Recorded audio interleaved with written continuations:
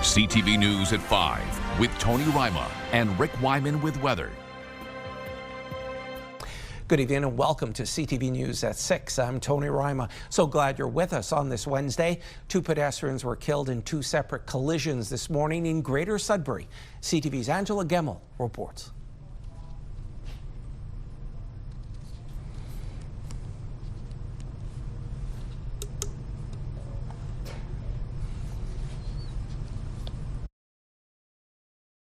Sudbury police at a portion of the Maley Drive extension closed most of the day after a body was found on the road, struck, and the vehicle responsible nowhere to be found.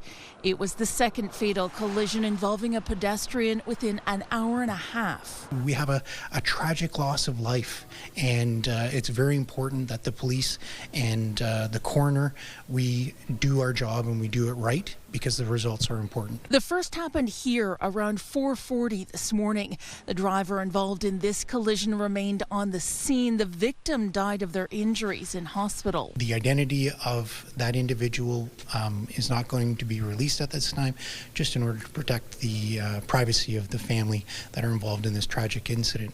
What I can tell you was that it was a 39-year-old female. Then around 6:15, a motorist found a body on Maley Drive near the on-ramp from Notre Dame Avenue.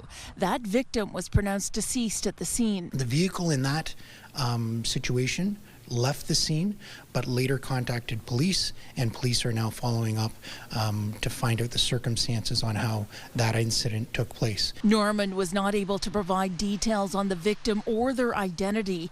He says both incidents are being looked into by the Integrated Traffic Safety Unit, supported by the forensics team and the coroner, and adds those investigations will look into if weather or time of day played a role. In any sort of fatal collision or major traffic accident reconstruction, all of those factors are taken in by the investigators in trying to account for how things have unfolded. There could be charges in either cases. However, Inspector Norman says those won't be known until the investigations are further along. In the meantime, anyone with dash cam footage from the areas and the time of the collisions is asked to contact police. Angela Gemmell, CTV News, Sudbury. One day after the finance minister unveiled the Liberals' budget in the House of Commons, opinion on whether it is good for Canadians are mixed. CTV's Abigail Beeman has more on Ottawa's plan for long-term economic growth. Morning. How are you? At an Ottawa light rail yard the morning after the budget, the Prime Minister highlighted its $51 billion Build Communities Strong local infrastructure fund. Canada's strength wasn't built in the halls of Parliament. It was built in our communities. An attempt to make a high-level budget he calls generational, relevant for average Canadians. As many economists say, while positive, there were not many takeaways to impact daily life. The government is moving in the right direction, but seem hesitant to go all in on this. When we look at the amount of support that was provided to the economy is less than we were expecting. We looked at the depth of the cuts. It was less than we were expecting. Randall Bartlett points to previously announced tax cuts and a new promise to lower bank fees as impactful, but a budget with a tricky big picture narrative. The tough thing that I think we'll see is that a lot of this is going to help kind of prevent Canada from being in a worse situation because of the trade war with the U.S. They're worried about how they're going to pay for their grocery bills. They're worried about how they're going to afford tuition. They're worried if they don't have a doctor. And this budget doesn't do anything for them. The big bet that Mark Carney's making in this budget is on the patience of Canadians. Scott Reid calls it a 30,000-foot budget, with reorienting our economy and restructuring business investment taking as long as a decade to have tangible impacts. They may be absolutely necessary, but they are not urgent. And Canadians tend to think, worry, and vote on the basis of urgency. Reid says the government needs to focus now on showing Canadians how the budget could help them on an ongoing basis, not just on Budget Day. The government tells CTV News today's train depot announcement was just the start of a cross-country tour to promote the budget. Abigail Beeman, CTV News, Ottawa.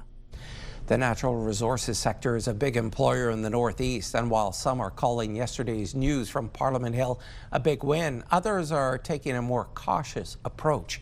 Here's CTV's Ian Campbell.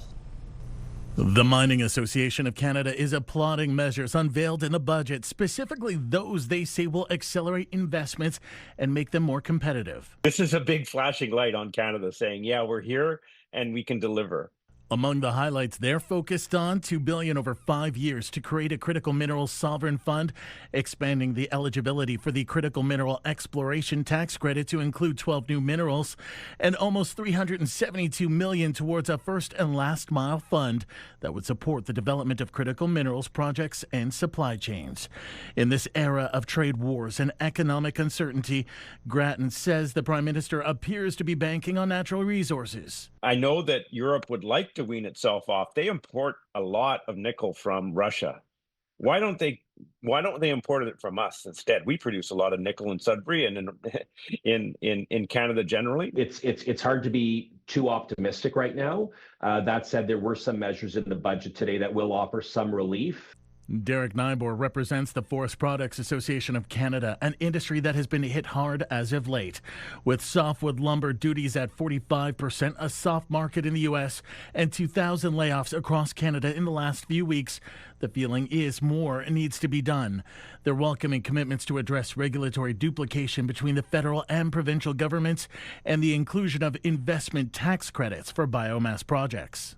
But the biggest priority for the sector is to see Canada make progress at that negotiating table with the Americans to ensure we get some kind of a deal that works for Canada on lumber. For both sectors and both men, it comes down to the customer base, making sure someone is ready to buy. If we could sell another $500 million to Japan or another $1 billion to China, that's going to be incremental in growth. But you know, it's $30 billion that we're selling annually to the United States. It's also a geopolitical imperative. Like our mining sector and the West's mining sector, I mean, we're vulnerable because of what China's done and how China now monopolizes the production of many minerals and metals. This budget and last week's announcement at the G7 are setting us on a course to recover and to regain some of our lost ground and to position Canadian mining as a go-to jurisdiction for the U.S. and for our allies in Europe and in Asia. Ian Campbell, CTV News, Sudbury. And the Liberal government introduced the new 5-year federal budget titled Canada Strong yesterday. CTV's Madison Merrier has a reaction from Northern mayors. The over 400-page document outlines Canada's financial plan for the future, and the mayors in the North are closely monitoring the budget, searching for Northern opportunities. It might not be a budget that's, going to answer everyone's needs and kind of have a solution to everything. But we're well poised to be able to seize on the opportunities that it does present to our communities. The budget emphasizes the impacts tariffs are having on the Canadian economy, and the federal government plans to invest in a strategic response fund to preserve the Canadian market. It'll be interesting to see how they roll out the Building Canada Fund. Certainly housing is a big issue right across, and especially in Northern Ontario. I think that we all mayors right across Northern Ontario know that we need those investments. There's this $50 billion, what they're calling the Build Canada Strong Fund that we may be able to tap into as we seek to develop our port project. In a statement from Greater Sudbury's Mayor Paul Lefebvre said programs such as the Build Community Strong Fund and the Build Canada Homes Initiative can provide municipalities with tools to deliver the housing, transit, water, and community infrastructures that allows our cities to grow sustainably. However, the proposed budget does not answer all of Northern Ontario's concerns. I think you need the certainty in the tariff dispute before you can really chart the path forward, and that's why I think it's so detrimental to us that we have moved backwards on that file. We'll see what the details come out as the budget sort of gets laid out, and if the budget's passed. In order for the federal budget to be passed, the Liberal Party is looking for an additional 2 votes or MPs to abstain from the vote. Madison Merrier, CTV News, Sudbury. All right, from politics, let's talk weather. The heavens opened up today, clouds and showers. What is the rest of the week looking like? To tell us more, here's CTV's Rick Wyman. Tony, sometimes politics and the weather go hand in hand. You should know that by now. Our systems map, courtesy of Environment Canada, the precipitation that's hovering over northeastern Ontario, as you can see right now. So with it, of course, we've got some rain, snow mix, Breaking the action for tomorrow with some sunny breaks, of course, right across the Northeast. And then we're back to the precipitation come Friday. So we'll take a look at the numbers a little bit later on. Your sunrise, sunset numbers, and of course, we also have your current temperatures, Tony, coming up in just a couple of minutes time. But again, it's been nice, not so nice, then nice again. That's pretty well our weather story. Back to you. Thanks so much for that, Rick. Brace yourself. Still to come on CTV News at 6. How much is the proposed tax hike in Sudbury next year? And vehicle crossings on the Soo International Bridge dip again in October.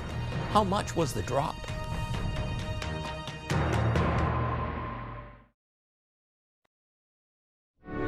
We will never forget your bravery, your strength, your sacrifice. The very best and bravest of our nation. These heroic souls stood on guard for freedom. Join the CTV News team and me as Canada comes together to remember.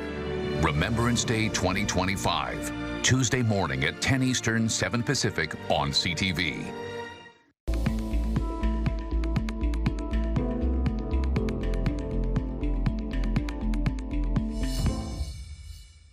Time now for a look at the mayor's chair. Once a week, we check in with local mayors to see what's happening in their community and some of the situations they're dealing with. Joining us tonight in the mayor's chair is Dave Plourde from Kapuskasing. Mayor Plourde, welcome. Thanks, Ian. Let's start with the recent news involving Cap Paper. Now, I got to tell you, we've chatted about this before. I've been following forestry for some time, and some of the recent effects we've seen to the industry, mills closing, uncertainty, and that protest or rally Kapuskasing had really seem to put the issue on the map. Your thoughts? Well, you're correct. I'm fortunate to live in the area that I live in. We're surrounded with forest, and we've been managing this forest for over 100 years. I mean, we call it our garden.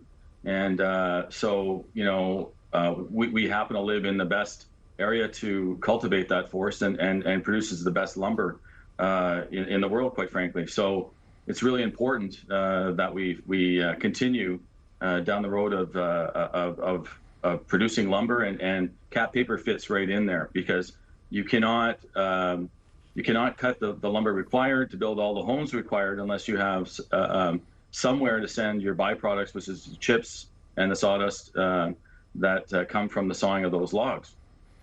So, you know, I think the fact that the province is trying to build 1.5 million homes in Ontario by 2031, I believe, and that you know, we produce 2.8 billion board feet of lumber in Ontario alone each year, and that you know, 1.3 billion of that lumber is sent abroad. Just doesn't leave us very much to build homes locally. So I think it's very important that these sawmills keep sawing, and that the mills keep producing what we need and keep humming. Now, you have a seat at the table. Does this get Kapuskasing and Cap Paper, this commitment from the levels of government, out of the danger zone per se, or what do you think needs to happen? Well, I think listen, the lumber industry is hurting everywhere. I think everybody has to work really hard to ensure that we continue the operation of these mills in the northern communities that they operate in. We see that there's great announcements in mining around the Ring of Fire. That, by the way, are going to require homes to be built in Northern Ontario to house the people that are going to work in these mines. I think that it's imperative that we look at it holistically, look at all of Northern Ontario, and if we want to grow Northern Ontario, that everybody around the table has a good discussion of how we can achieve that. And I think we have a role to play in that. And communities in Northern Ontario are requiring housing just like everyone else. And I think to get there, we need these mills humming, and you know, we just have to find out a solution to this. And the fact that we have both levels of government engaged and talking about this with the communities that they serve is great. And I think that we all have a role to play here.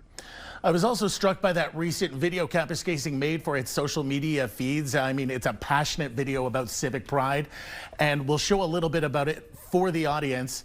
This is more than a town on Highway 11. Our strength, pride, determination, and resilience run as deep as the Kapuskasing River. I'm curious, who was the intended audience?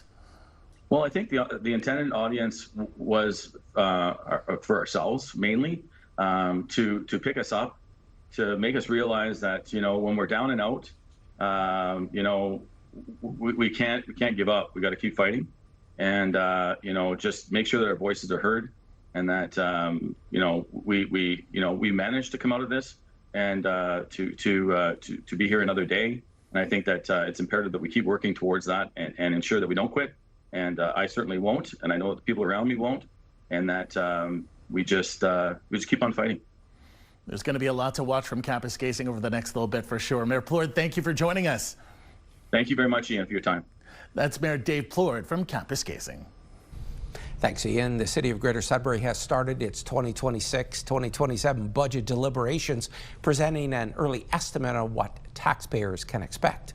So the total proposed levy increase is comprised of the municipal levy services, in which council can control in moving forward, plus a potential 3% for our service partners as discussed, which include police, library, public health, and conservation authority, for a total 2026 tax levy increase of 5.7%. The city's total budget is $859 million, nearly half of which comes from property taxes. In the next 2 years, the city is looking to spend more than $140 million on roads and other infrastructure, $23 million on transit, and $135 million would go to the new downtown event center. Budget presentations continue this month, with full budget deliberations starting December 2nd. Ontario's college support staff have officially ratified the new contract that ended their recent 5-week strike. The Ontario Public Service Employees Union, which represents the more than 10,000 workers, says 75% of its membership voted, and of those, 89% voted in favor of the deal with the College Employer Council. The 5-week strike, which ended last month, disrupted services on many campuses and in some cases led to class cancellations. Back now for a check on your current conditions. Once again, here's Rick. Time now for those numbers, Tony. The sunrise, sunset numbers right across northeastern Ontario. Let's have a look. This is happening for tomorrow. So 7:13 in Sudbury, your sunrise, 7:26 in the Sioux, 7:19 in Timmins, Timiskaming Shores, 7:10 and 7:06 in North Bay. Sunsets tomorrow, 5:01 in Sudbury, 5:14 in the Sioux, 4:57 in Timmins, 4:53 Timiskaming Shores, and 4:55 in North Bay.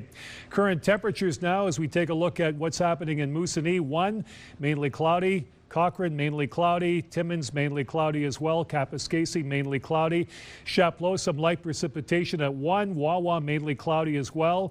Clear conditions in the Sioux at 6 this hour. Meanwhile, Parry Sound, we've got precipitation at 3. North Bay, few clouds, 7 degrees. Timiskaming Shores, some precipitation at 4. Kirkland Lake, mostly cloudy skies. Greater Sudbury, some light rain at 4.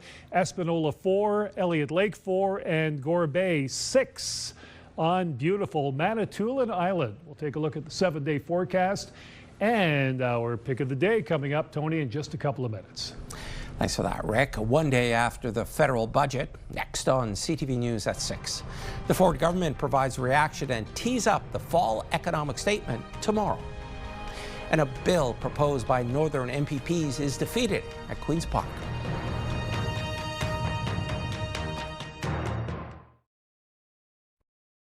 Tonight, preparing for the fight of his life. You're now just a few hours away from a surgery that is potentially life-changing. The dramatic 5-hour operation that could change everything. We cannot be off target at all. Tonight on CTV National News and at ctvnews.ca. The Ford government is set to unveil its fall economic statement tomorrow. It comes on the heels of yesterday's federal budget announcement. CTV's Siobhan Morris has the latest from Queen's Park.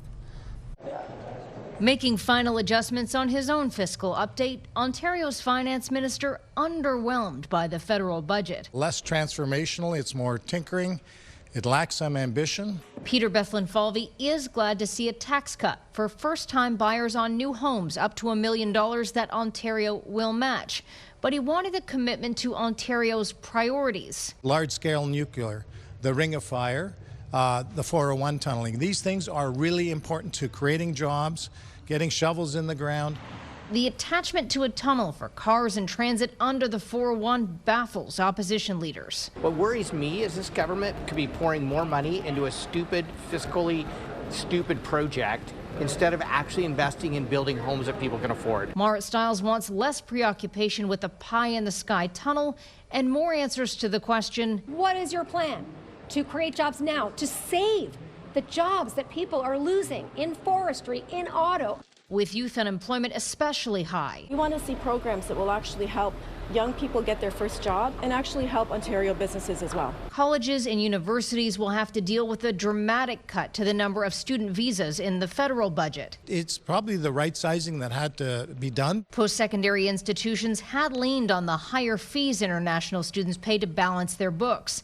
Schools have been pleading with the government for more cash and to lift a tuition freeze. We'll continue being there for the sector, and this is why we are doing a funding formula review. Bethlen Falvey not tipping his hand about whether more help is coming. Well, one more sleep. The finance minister signaled earlier this week he still intends to balance the budget by 2027-28.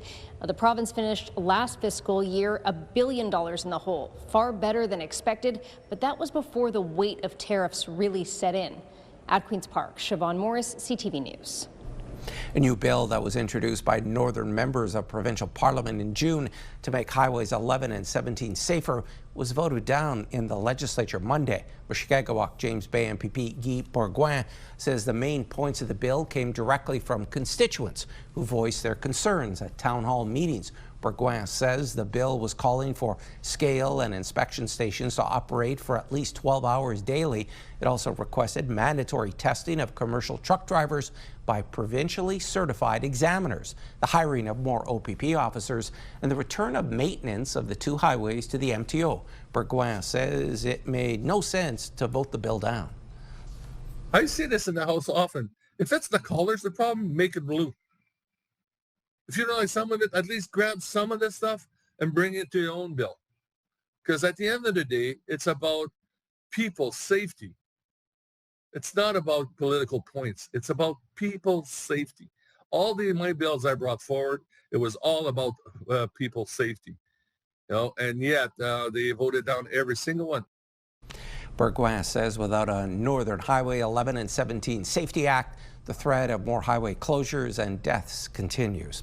A case involving Donald Trump's tariffs is before the U.S. Supreme Court today, where a lawyer for his administration was met with skepticism. The justices appeared to grow impatient when the lawyer cited prior cases to justify Trump's sweeping use of tariffs.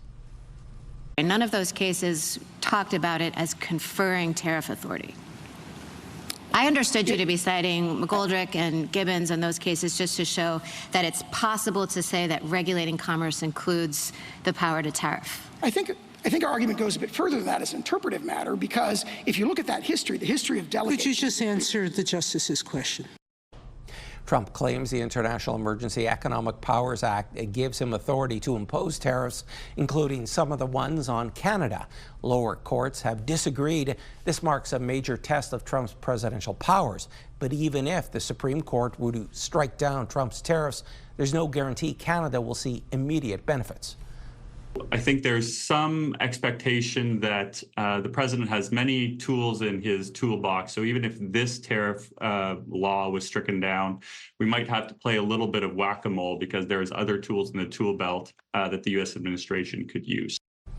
Automakers are not waiting for the court's ruling. They're urging the Trump administration to extend the North American free trade deal.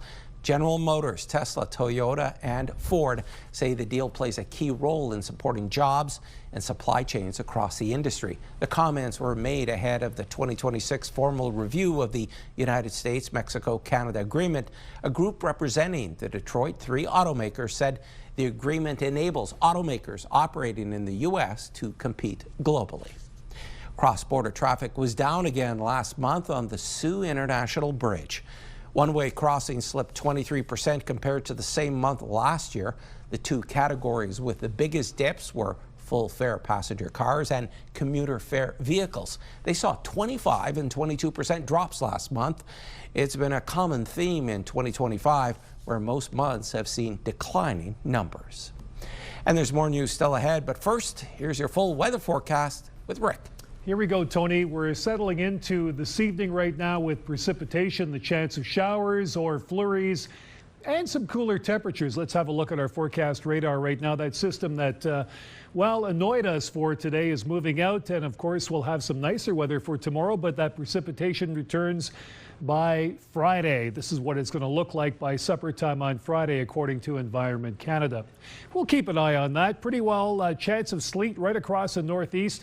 Sudbury, Sault Ste. Marie, Timmins, Temiskaming Shores, snow rain mix in North Bay. Meanwhile, in Moosonee, chance of sleet as well. Kapuskasing, Hearst, chance of sleet. Wawa, Gore Bay, chance of showers, and Perry Sound with the chance of sleet. It's that time of the year. Some numbers now. Sudbury Nickel Belt Thursday, we've got some sun and cloud at 3. Rain or snow Friday at 5, -2. Saturday, some sun and cloud there. Sunday, chance of flurries -3, -2 on Monday, chance of flurries. Maybe the odd sunny break. Cloudy skies for Remembrance Day with a high of +1. Sault Ste. Marie Algoma, chance of sleet tomorrow. Rain or snow. 5 and 7 your daytime high. Saturday we've got +1. Sunday chance of flurries -1.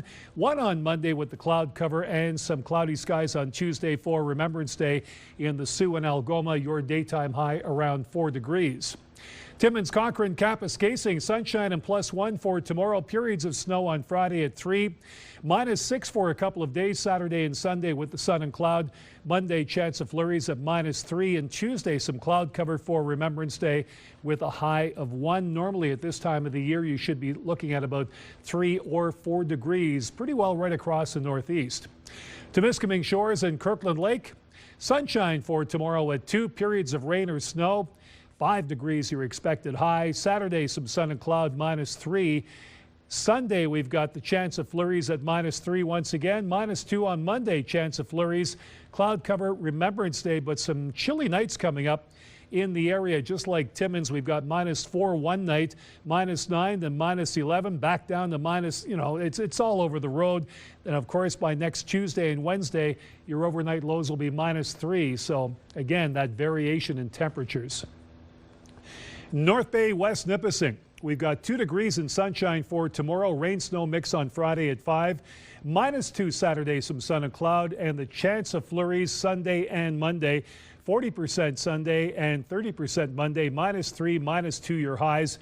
0 your daytime high with cloud cover. So it looks like a cloudy day right across northeastern Ontario for Remembrance Day coming up next week. And again, that normal 4 for North Bay, West Nipissing. But again, some of those temperatures a lot cooler. Here we go with our pick of the day.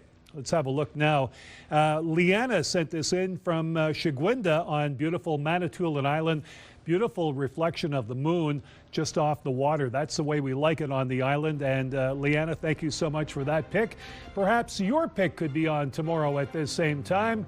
Just let us know, and please tell us where that picture actually originates. Stick around. Tony has more news after the break.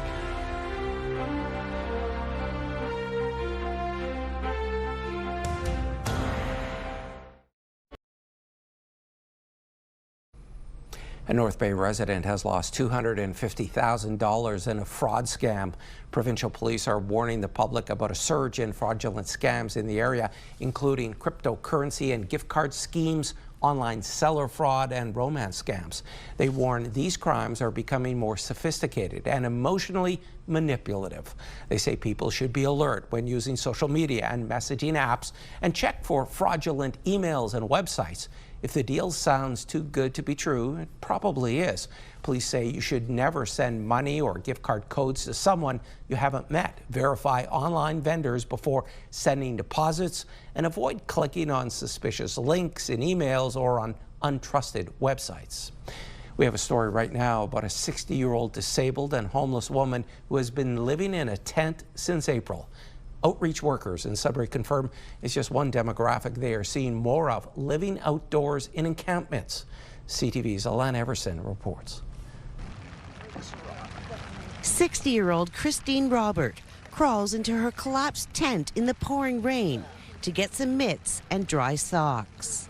She says living like this is tough as she suffers from mental health issues and osteoarthritis in her back and hip. Achy, tired, I'm tired of living like this. It's just impossible. Some days you just want to give up. Robert says she was evicted from her apartment by Sudbury Housing for not taking care of it. She says she knows it's her fault, but she was having a hard time coping after her sister died. I mean, she was my everything. She says her tent was recently damaged by someone asking for a cigarette, and she didn't have enough to share. So now I can only lie down or kneel in it. And it gets very sore on the back and the neck. The Go Give Project does mobile outreach at encampment sites across the city.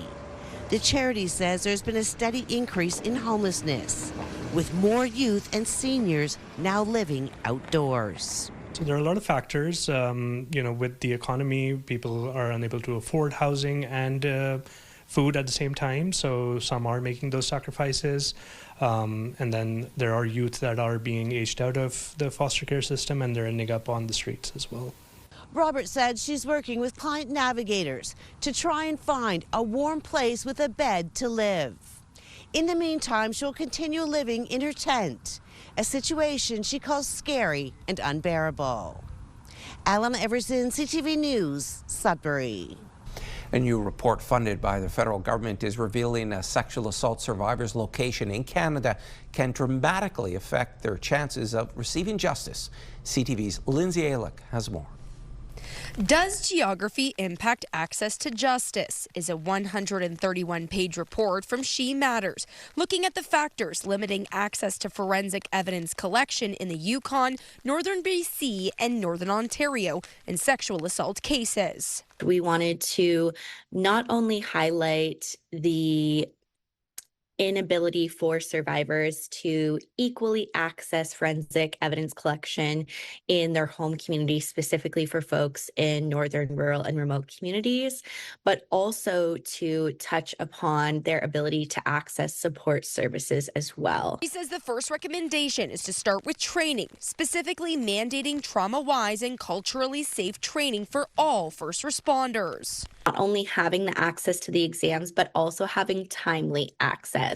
So we heard from a lot of survivors sharing that they're waiting over 10 hours or more, having to travel great distances. Transportation logistics is also a key area that needs to be addressed in the north. As of right now, there isn't a standard protocol or practice in place that offers that transportation to a survivor outside of being put in the back of a police cruiser. In order to address these challenges, Villeneuve Ahmed says a joint effort between federal, provincial, and territorial leadership is needed.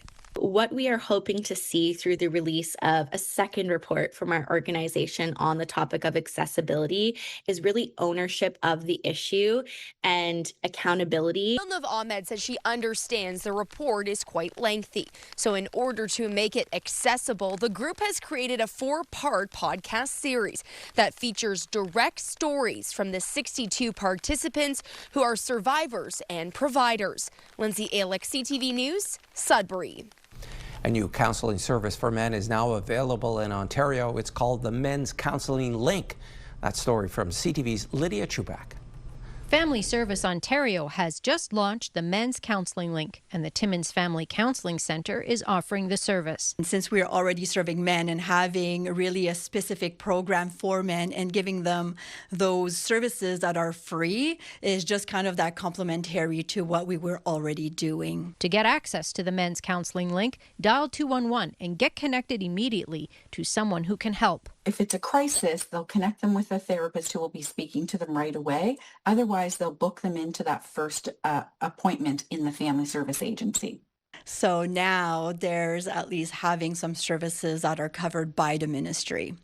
Again, it's one session, a follow-up session, but it is a start to give that service. The Men's Counseling Link will also assist men who are not in crisis. If they're calling for, again, other issues, a 211 operator will ask questions and try to explore whether this might be a service that's appropriate for them. Officials say the launch of the Men's Counseling Link comes at a time when demand for mental health and family services continue to climb.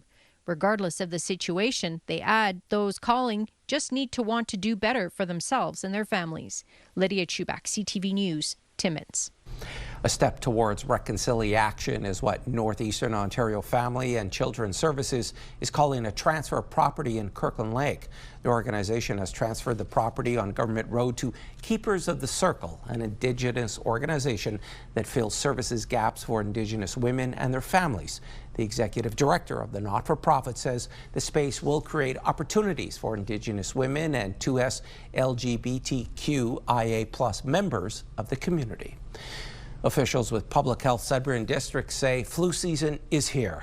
They have confirmed their first case of the flu in the region. Public Health is encouraging everyone to get their flu shot this season and to keep COVID-19 and RSV vaccines up to date.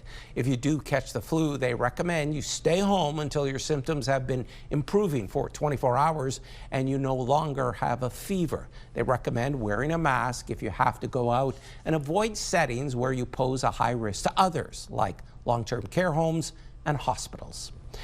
A unique kind of fundraiser still ahead on CTV News at 6. The Art Gallery of Sudbury is set to host a big fundraiser next week with local performers taking the stage.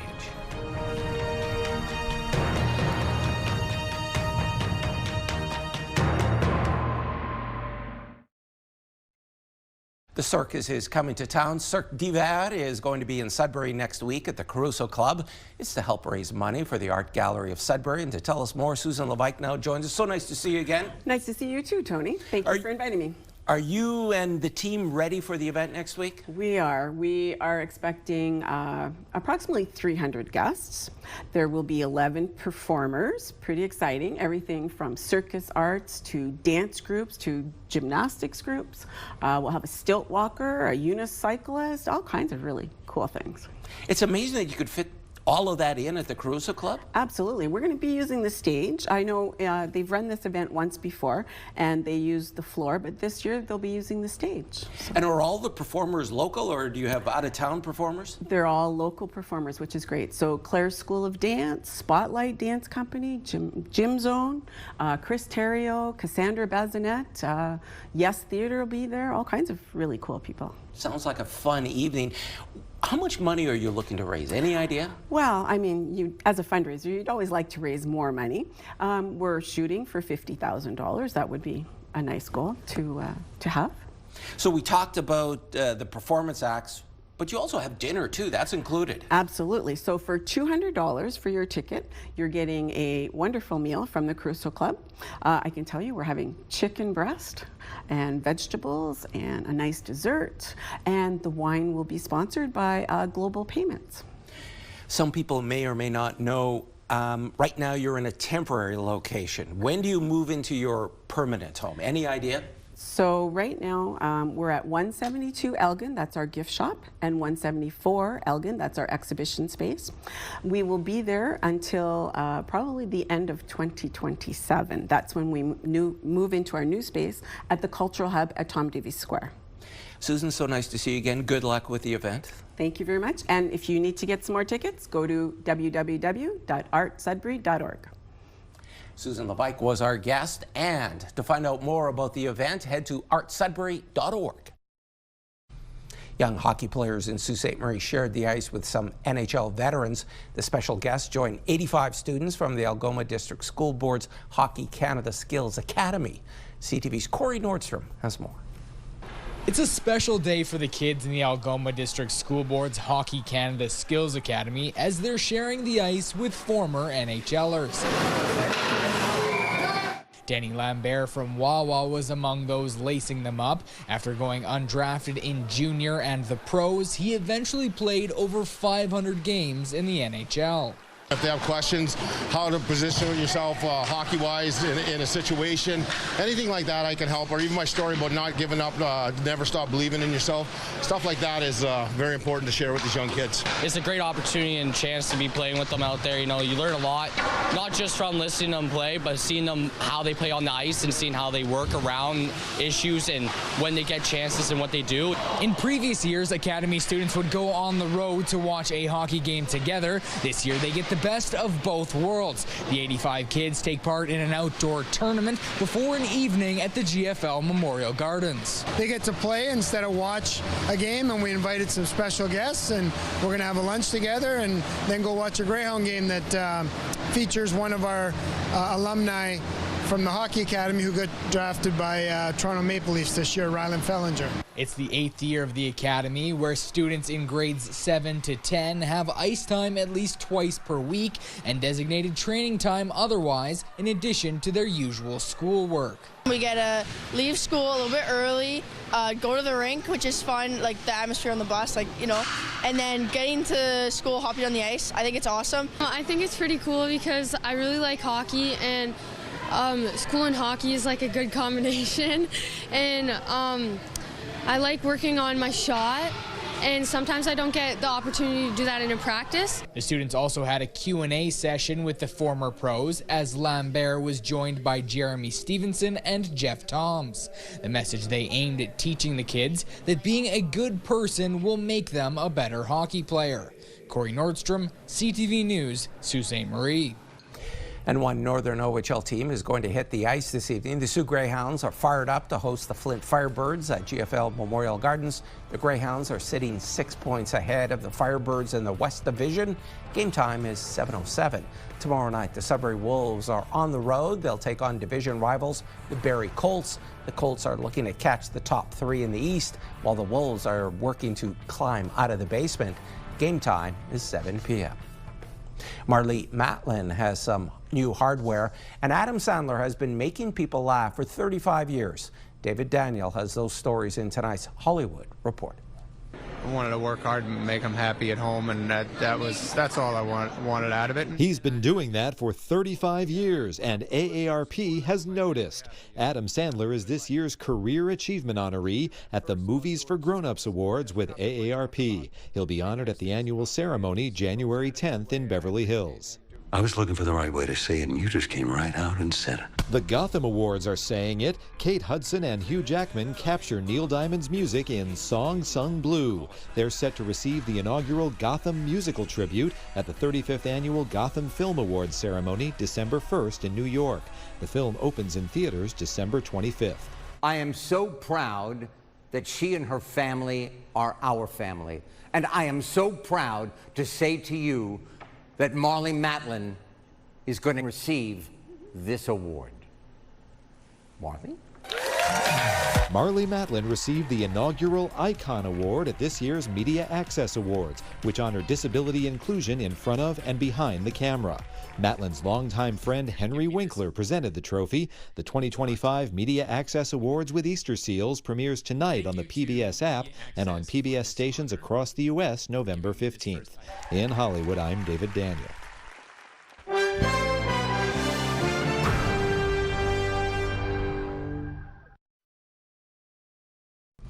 The strike by Air Canada's flight attendants over the summer has hit the company's bottom line.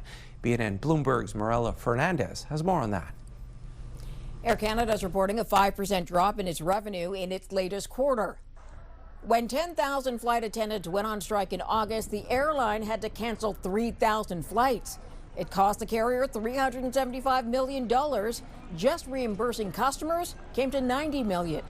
In an effort to trim costs, the airline recently slashed 400 management jobs. Uranium miner Cameco reported a small net loss of $158,000 for its latest quarter, but the company is increasing its dividend. And it recently inked a deal with Washington that will see it profit from a U.S. $80 billion push to build nuclear reactors. Buyers are still sitting on the sidelines in Toronto. Sales were down 9.5% last month compared to the year before. Prices were also down more than 7%. Experts say buyers are still worried about the economy, and that's keeping them from making the big purchase. Here are the closing numbers for the day. The Canadian dollar is down a fraction to 70.88. West Texas Intermediate crude is down almost $1 to 59.60. Western Canadian Select is also down to 49.19. And the TSX gained 325 points today to push back over 30,100. Those are your business headlines. I'm Marilla Fernandez. And here are the current prices for some key commodities we watch. Gold up $41.84, closing the day at $39.79, 31 US an ounce. Silver up 92 cents to end the day at $48.02. Copper down 2 cents, and nickel down a penny, ending the day at $6.75 US a pound. And Rick is back now for one last look at your Thursday weather. Good day weather for tomorrow, Tony. Let's have a look at some of the conditions in our forecast for northeastern Ontario. Some sun and cloud, greater Sudbury at 3. Mainly sunny in Timmins at 1. Chance of sleet, maybe Sault Ste. Marie will get some sunny breaks at 5 degrees. So I would think maybe a bit of a sprinkle. North Bay, mainly sunny at 2. Parry Sound, sun and cloud at 4. And Temiskaming Shores, sunshine at 2 degrees. So again, a nice day coming up tomorrow. Back to you. Thanks for that, Rick. And finally this evening, Game 7 of the World Series was the most watched MLB game globally in 34 years. 51 million viewers tuned in across Canada, the U.S., and Japan alone, with an average of 34 million overall, the biggest audience since 1992. For our country, it was the most watched English language broadcast on record outside of the 2010 Vancouver Olympics. And folks, that's CTV News at 6. I'm Tony Ryma. More news comes your way at 11:30 with Ian Campbell. Good night.